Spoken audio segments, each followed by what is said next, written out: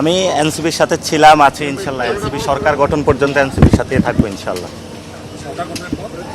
সরকার গঠনের পরে জনগণের সাথে আবার থাকবো। আচ্ছা, গতকালকে বিষয়টা নিয়ে একটু জানতে চাই যে গতকালকে বিষয়টা আসলে কিভাবে কি হলো, আর এই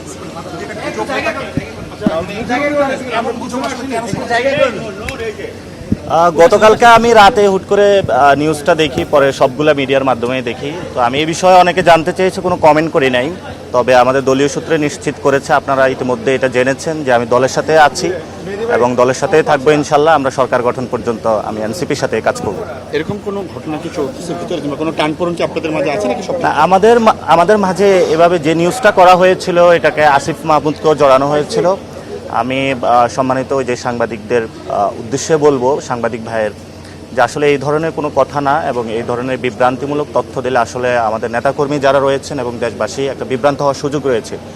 সেজন্য কোথাও যাচাই বাছাই করে আসলে নিউজ করা উচিত। এবং এই ক্ষেত্রে পুরো আমাদের নেতাকর্মী যারা রয়েছেন, তারা পুরো রাতে একটা গুজবের মধ্য দিয়ে গিয়েছেন।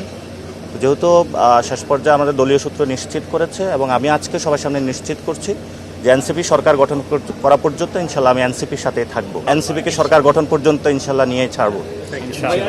বরাবরই বলে থাকি, বাংলাদেশে কয়েকটা সেক্টরে, যেমন বাংলাদেশে যারা জব মার্কেটে রয়েছেন তারাও চাকরি পাচ্ছেন না, কারণ ভালো এডুকেশন ইনস্টিটিউশন না থাকার কারণে। গত সরকারের আমলে অসংখ্য ইনস্টিটিউটকে লাইসেন্স দেওয়া হয়েছে সার্টিফিকেট বিক্রি করার জন্য।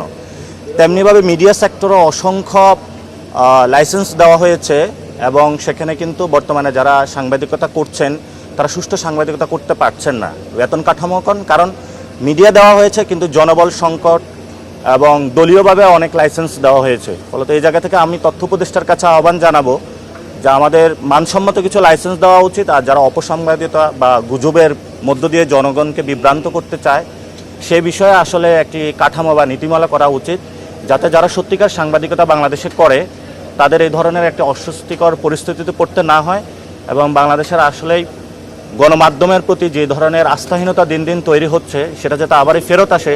সেই জন্য গণমাধ্যমে যারা কাজ করছেন, যারা সাংবাদিকতা করছেন, তাদের প্রতি আহ্বান জানাবো যে সুস্থ সাংবাদিকতার বিকাশে বাংলাদেশের সঙ্গী হন, এবং যারা সাংবাদিকতা করতে চাচ্ছে সত্যিকারই প্যাশন নিয়ে, তাদের প্রতি আপনারা শ্রদ্ধাবোধ রাখুন।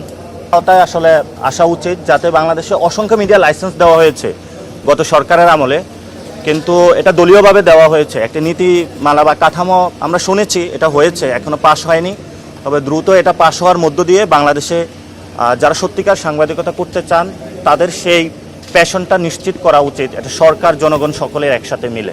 জার্নালিজমের নামে এই ধরনের ভুল জায়গায় মিসাইল নিক্ষেপ করে।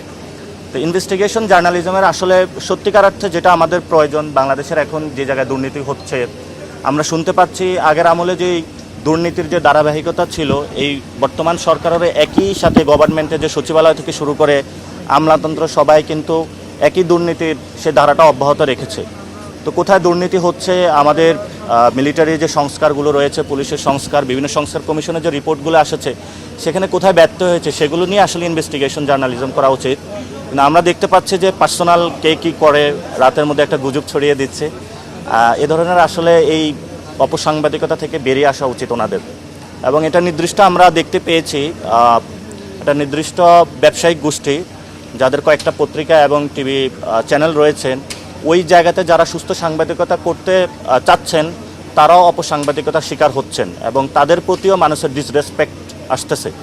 সেজন্য ওই মিডিয়া হাউসগুলোতেও যারা কাজ করছেন, আপনারা আপনাদের সহকর্মীদের প্রতি এই মেসেজটা পৌঁছে দিবেন, যাতে সুস্থ ধারার একটা সাংবাদিকতার এবং বাংলাদেশে আমরা চর্চা শুরু করতে পারি।